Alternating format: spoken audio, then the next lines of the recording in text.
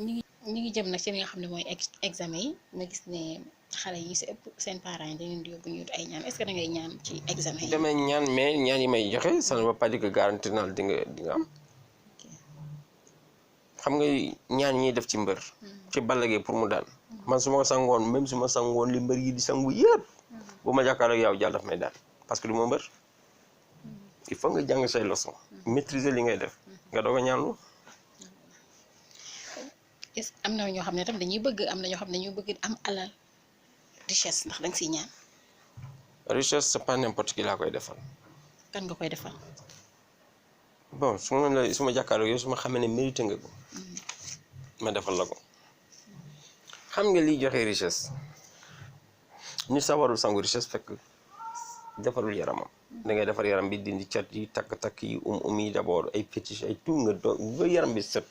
nga doog a jël sax bayre wala ay garabu àll mais boo ñëwee rek ne bayre ñu jox la bayre njaay wala loolu danay gën a sonal yaram dañ koy toppatoo sang ko bët rek baaxul lamiñ baaxul loolu rek cat la nga sang yaram bi ba mu set nga doog a defaru man nii laa gëm mu ngi mel ni samay faj hémorroïde damay njëkk raxas biir bi mu set wecc génne feebar bi ci biir bi ma doog laa faj hémorroïde xam nga su ma waxuloon garab bi raxas biir bi ñu bari dañuy dem ci ay sëriñ wala ci ay fajkat wala ci ay docteur duñu mës a am wér mais man j'ai éclairci l'opinion publique xamal naa la nit bu biiram tilimee di constipé day koy indil 37 maladies hémorroïde ci la rétrécissement sexuel ci la gaaw a daanu ci la faiblesse sexuelle ci la impuissance sexuelle ci la juróom yi benn bokkul ak sa morom day indi ndig bu métti day indi yaram buy tàng day indi sëkkër bu dul jeex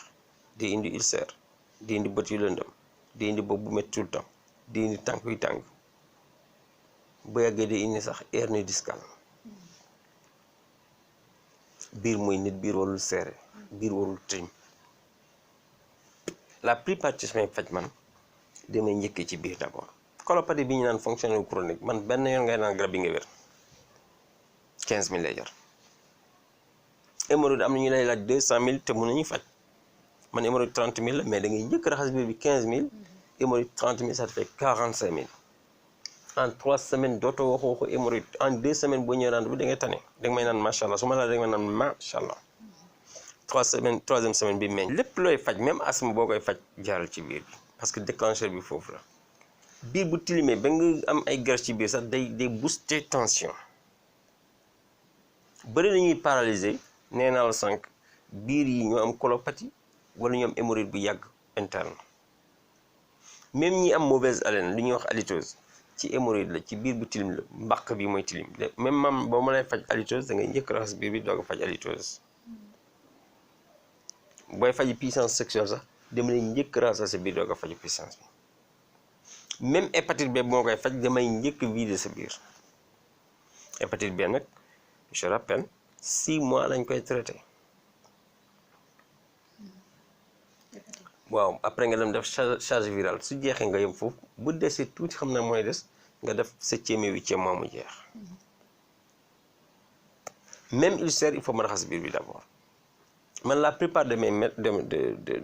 des maladies que je traite ci biir bi laa jaar d'abord même diabète da ngay jël garab bi d'abord déparasitage après diabète ça te fait 65000 parce que diabète 50000 la raxas biir bi 15000 la am na ñuy def 2 mois nag diabète bi am na ñuy def parfois 3 mois parce que il faut ñu régulariser waat pancréas bi am na beneen émission bu ma ne woon pancréas ku ko yor bu yàqu bu mu ñëw ci man parce que garab bi j'en avais plus yàlla may ma nag jàppale ma amaat ko ci sama cabinet ndekete Ziguinchor amoon naa ci lu mot 50 kilos donc ma xam ne mun naa utiliser boobu en attendant frontières yi ubbeeku parce que garab boobu du fi jógee voilà donc en somme c'est ça bon pour rappel daal samay numéro téléphone il faut mu waxtaan ci ak nit ñi il faut nit ñi arrêté di naan dafa naqare jot téléphone ñaanuma yàlla ñu woo ma jot ma man maa ngi ci samay patient numéro bi secrétariat mooy jël whatsapp bi laa yoroon whatsapp bi mënutuma tontu te nit ñi il faut ñu yeewu gis ngeen ci profil whatsapp bi nee naa woote leen numéro tel woote leen foofu ñu indiqué leen maison mais ñu léegi leen kër gi yéen c'est pas ci téléphone ngeen di faju kan moo sañ woo hôpital Fann wala hôpital principal docteur du da ngay xëy dem faju ji mais lu tax man il faut ñu woo ma ñu may poser ay question yu idiot c'est quoi ce problème là wala ñu foog ne ñun daal 24 heures sur 24 dañu fi toog daal di ton téléphone amuñu leneen daal du ton téléphone waay Samba nga toog sa kër daal jaaxaan di def la neex wala confinement Europe kenn liggéeyoo rek ngeen am ngeen temps ngeen foog ne ñun tamit il faut ñu jël leen temps di wax ak yéen 2 minutes 3 minutes pour quelle raison et vous vous prenez pour qui vous vous prenez lu ngeen am lu ñu amut au contraire vous qui avez besoin de nous on vous respecte donc il faut nous respecter bëgg a faju da ngay ñëw rek kër gi ñëpp xam nañ ko wala mu jaral la laajte ba nga yegg si Petit Mbao tey ñëpp xam nañ kër docteur Diallo amatul dootuma nii ne boo ñëwee ba pharmacie diw wala nangam parce que xoolal nga ne pharmacie nangam 3e doodan après pharmacie Mame Fam Ndiaye laa doon wax xool nit ñi dañuy dugg ba ci biir pharmacie bi di laaj ñu foog ne ay clients la njëkkati c'est des gens qui demandent à la ils me mettent en mal avec cette pharmacie 3e doodan yow ñëw nga pharmacie kay compter doodan yi c'est simple am na ñuy dem ba Facebook di xool numéro téléphone pharmacie bi di leen woo téléphone loolu tooñange la quand même les gens il faut qu'ils se réveillent wala nga woon ñu 2 heures du matin wala minuit est-ce que c'est respectueux ça lii ëppul boo defee sa émission bi nga gis 80 000 vues 80 000 vues ñi nga gisee numéro bi boo wootee ci ñeneen ñi 79 999 yëpp ñu ngi ci woote di bàyyi message nga foog ne man am naa temps de tontu message 79 000 messages lu tax nit ñi duñu yeewu d'autres bu ñu ñëwee naan peut-être il reçoit mal man je reçois mal man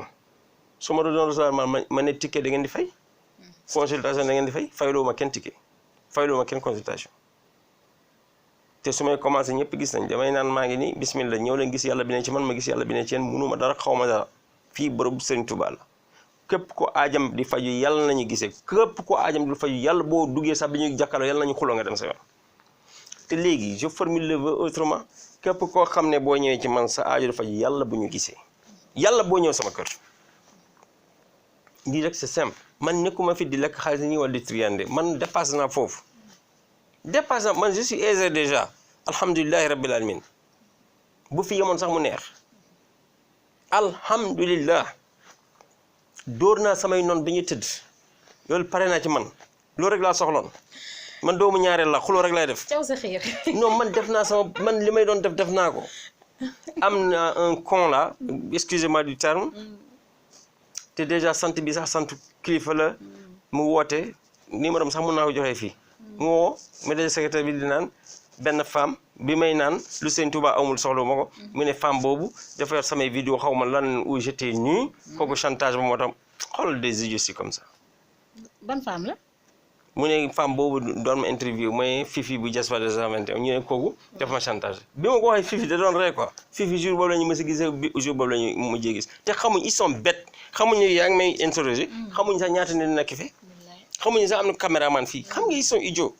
loolu man dafa mën a yëngal man su ma defoon njaaxum sañ naa taxaw télé ne def naa ko ku may wax dara je suis libre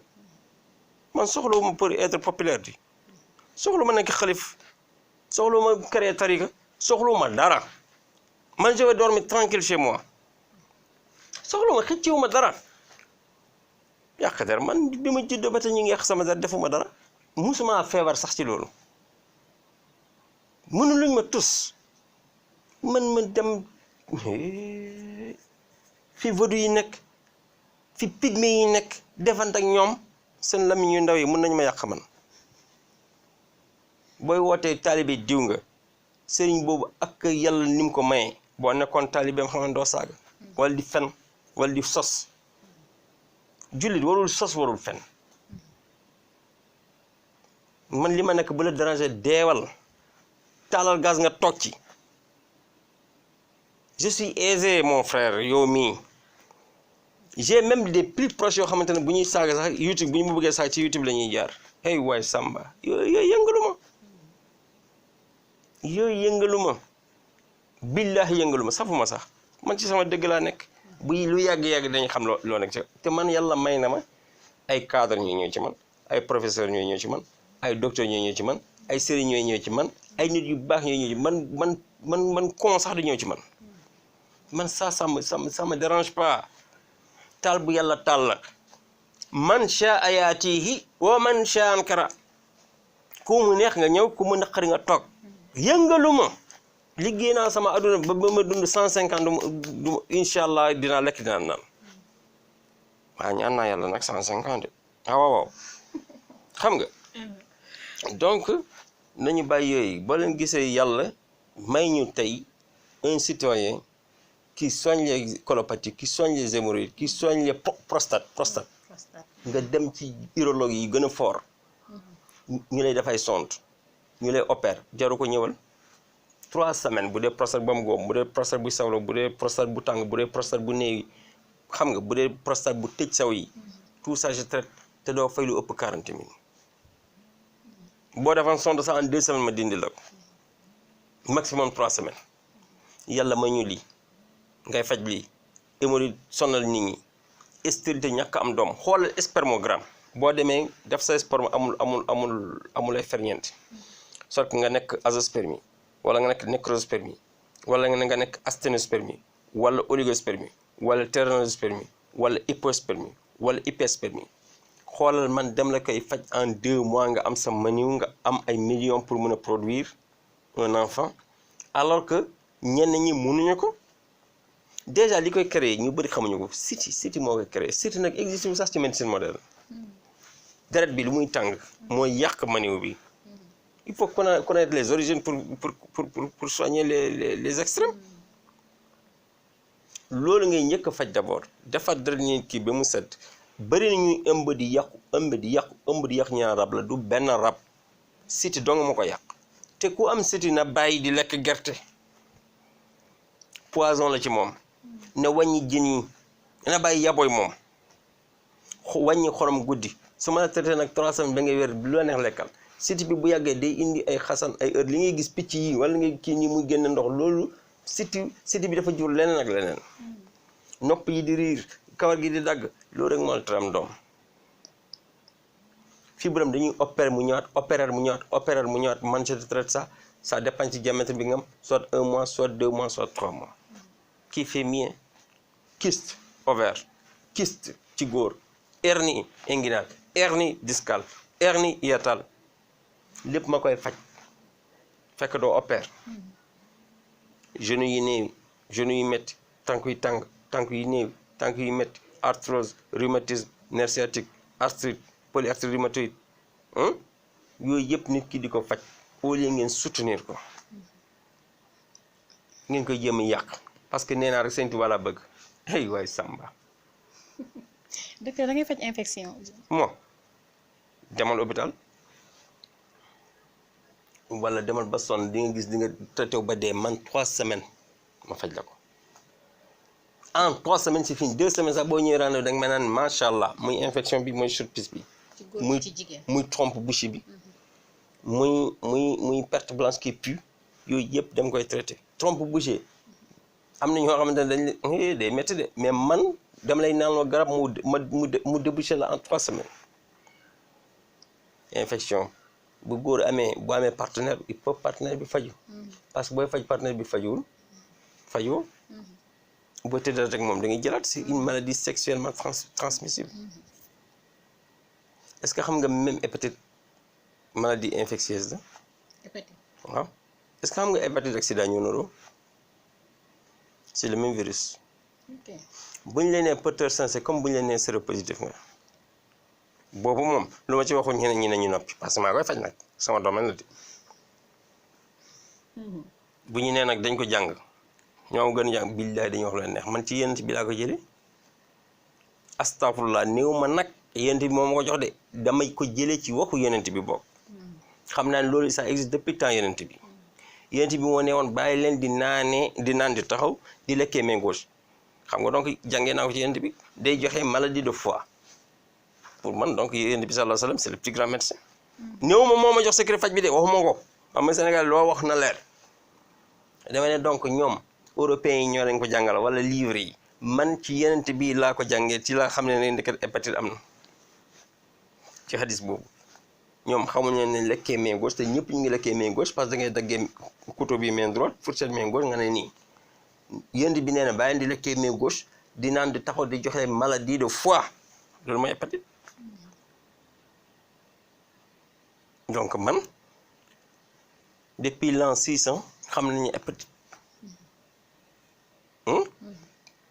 ku am hépatite doo lekk crevette doo lekk fruits de mer doo di ngay wàññi jën yi doo lekk géej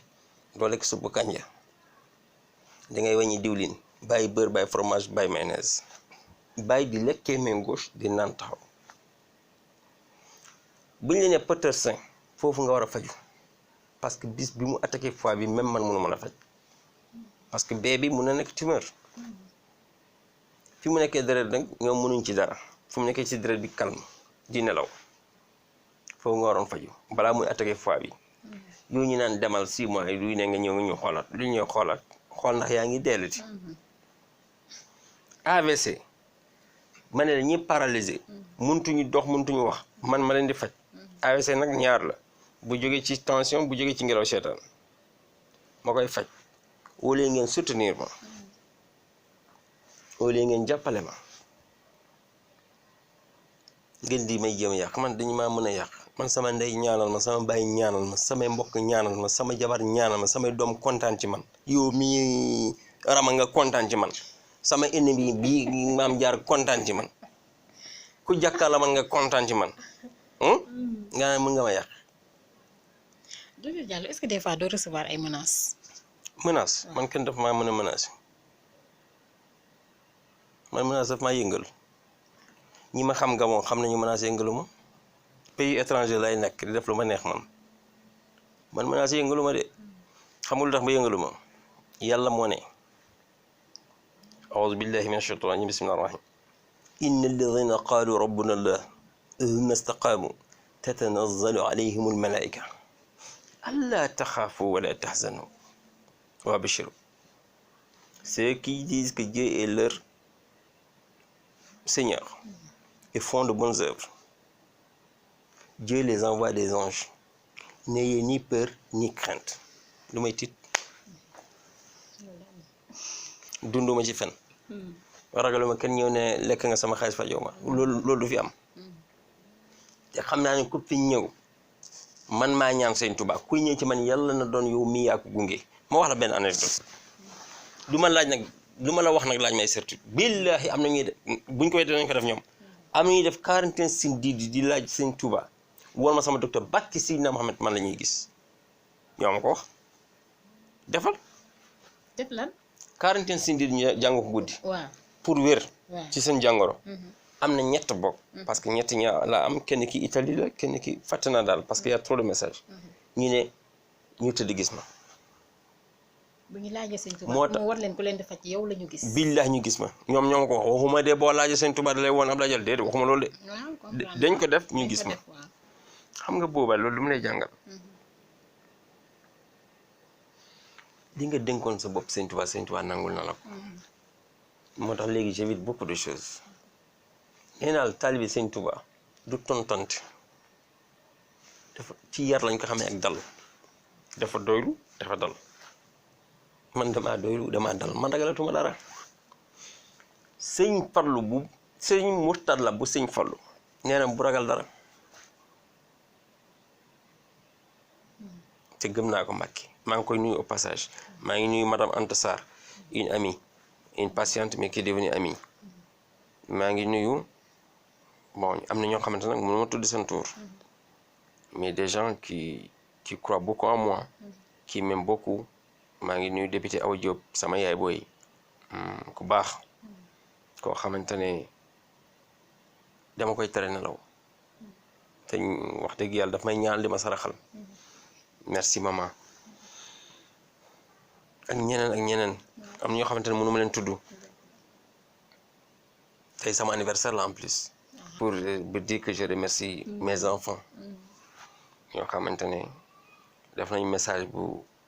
ma touché ils sont des enfants encore jeunes très jeunes même biñ ne papa nous sommes fiers de toi loolu dafa neex c'est touchant et comme mes enfants sont fiers de moi ma mère est fière de moi mon père est fier de moi soxlatuma keneen fier ci man boo fieree da nga leen topp rek boo fieroo aussi y a pas de problème balaa ñu naan diw baax na mbokk yi wax et je répète je n'ai aucune dette morale envers qui que ce soit et je n'ai aucune dette financière envers qui que ce soit man ku jàkkaarloo ak man maa lay defal xam nga même li may faj nii prix yi may laaj fayu ko et je rappelle aux patients ku fi ñëw nga am rendez-vous une sa ordonnance du ma la recevoir loo fi góobee gar ko bind naa ko ci suuf jarul ngay xaar jarul ngay rang billaahi boo rangoon 6 heures du matin comme le fond sa 17 heures ma recevoir la boo nee maa ngi fi rang depuis fajar billaahi du ma la faale te bu kenn ñëw fii nag comme ni kenn ki waxoon indil ordonnance am naan non man maay meeru nag man faalewuma meer patient bi laa faale fii c'est moi qui dirige c'est pas le patient bu kenn ñëw fi di ma woon dara nga parce que yàlla laay gis ci yow war nga gis yàlla bi ne ci man sëñ Touba moo leen ci man sëñ Touba bi ngay fekk fii nag recevoir la dalal la man bàyyi naa yëf yi génn naa sama bopp bàyyi naa lépp ci loxo sëriñ Touba képp ku fi ñëw dul wér yàlla bu mu yëg si fii loolu rek laay wax numéro bii 77 959 28 09 la mais maa ngi leen joxaat beneen sama numéro personnel la boo xam ne am naa ko depuis 2008 ou 9 77 203 08 04 parce que c'est pas normal may jël numéro employé di ko def sama numéro professionnel ëllëg bu ma jubóowul ak employé bu demee day yàq lu bëri comme Ousseynou par exemple sama dëkkandoo la sama xarit la booy bu ma wóolu la mais seytaan mën na dugg suñu diggante ëllëg actuellement ñoom ñëpp dama joxe numéro am et c'est pas normal parce que numéro bi c'est pas lui moom il n'est pas médecin xamul dara ci médecine léegi ñaar ñu nekk mun nañu xuloo léegi ëllëg su ma xuloo ak moom nu ñuy def ci numéro boobu la ñuy woote bu leen bañ a jël donc il faut que j'évite certaines choses samay numéro daal 77 959 28 09 la ak 77 203 08 04 parce que il faut nga suuraal lu bëri ëllëg gouverner c'est prévenir je n'ai aucun employé boo xamante ne xam ne médecine sama doom bi ma gën a jege def nañu 5 ans musuma ko jàngal sax garab buy raxas bi lan la am na benn client bu newoon naan naa lay dóor man je n'utilise même pas lay dóor ci samay garab ma ne ko yow net rek jox naa la garab bu raxas biir waaye bul ñëw ko di ma naan jox naa la lay dóor wala raxas non c'est pas vrai ma ne ko laajal employé yi ndax lay dóor mu ngi ci cabinet bi et j'ai même interdit que lay dóor dugg sama kër donc nit na xam lu ko wóor non xaw ma na wax lu ko wóor même samay doom ma ne la xamuñu dara ci médecine secrétaire bi sama jabar xamul dara ci médecine te du ma nangu ñoo xam ci dara parce que bu mokkul mun nañu à mon absence jéem a jox nit garab ñu gaañ ko man damay xool garab yan effet secondaire la mun def ci nit ki c'est pas parce que may naa kii garabu colopathie yow nga ñëw nga am colopathie nga ne dem la koy jox il faut ma xool sa âge man dama xam ni dosage garab amul benn garab muy joxe effet secondaire amuma garab bu yàq rein femme enceinte du ma la laal enfant moins de 6 ans du ma la laal xanaa bu dee épilepsie la ci xale bi femme bi nag même muy daan épilepsie du ma ko laal te jigéen ñi am hémorroïde nañu faju nag balaa ñoo tomber enceinte aussi c'est dangereux. waaw ñu bàyyi la rek nga tàggoo ñu daal di tëj. waaw tàggatoo bi bu dee am na lu rëy liñ fi wax nañu xam ne rek nit motul nañu xam ne daal dama wékk sama lépp ci sëñ Touba ñëw man nag ñëw ma leen sëñ Touba moo ma jox xam-xam damaa jàng li may jàng ba pare jël sama lépp teg ko ci loxo sëñ Touba pour mu barkeel ko parce que barke bi laa soxla barke mooy lépp xam nga pork yi par 6 la ñuy accoucher te ni ñuy rey nag yi dinañ di rey duñ leen rey noonu de adduna bi yëpp vache la ñuy lekk te vache bi benn la juróol la ñaar mos a gis troupeau de porc waaye troupeau de vache de foo jaar gis ko parce que dafa am barke ñun barke bi lañ ñaan ñuy ñaanal yàlla borom bi boo xam ne wasala inna solati wa nusuki wa mahyaaya wa mamaati lillahi rabbil alamin la sharika la maa ngi koy ñaan nama aar moom anta xasbuna ya rabbi wa ni'mal wakil wa radda allahu alladina kafaru bi gaydihim lam yanaalu xayra wa kafa almuminina alqital yàlla na yàlla sori bépp yàqkat te képp ko aajam dul faju yàlla bu mu fi teg tànkam képp koo xam ne nar naa lekk sa dërëm sa aajo du faju yàlla bu ñu gisee maa ngi ñaan ñi ma jot a faj ñi ngi may ñaanal sax xam naa loolu am na ñoo xam ne dañuy toog ci kaw sax ñuy wàcc ne ma defal naa la 5000 salaatu fatiha maa ngi ñaan ñëpp ñu ñaanal ma yàlla dooleel ñu kattal ñu mun a faj réew mi ak bitim réew aussi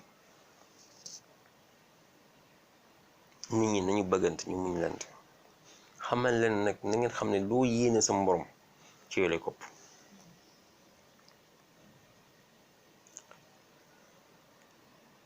sëñ Moustapha Sy ku baax ki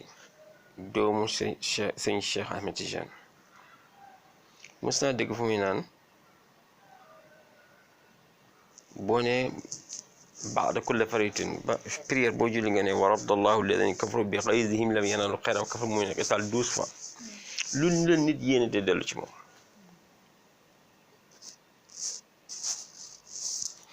bi mu ko déggee mu wax ko ba léegi maa ngi koy def maa ngi koy jaajëfal xaw ma ko nag mais comme may na ma loolu baaxee na ma loolu baaxee na adduna bi loolu ba jël naa ko ci yàlla na koy suñu borom bi fay sauvé na ma gis nga soo bëggee sa aju faju comme da ngeen bëgg xam rek Sëñ Tuubaa fu mu mënee defal 313 ayatul kursi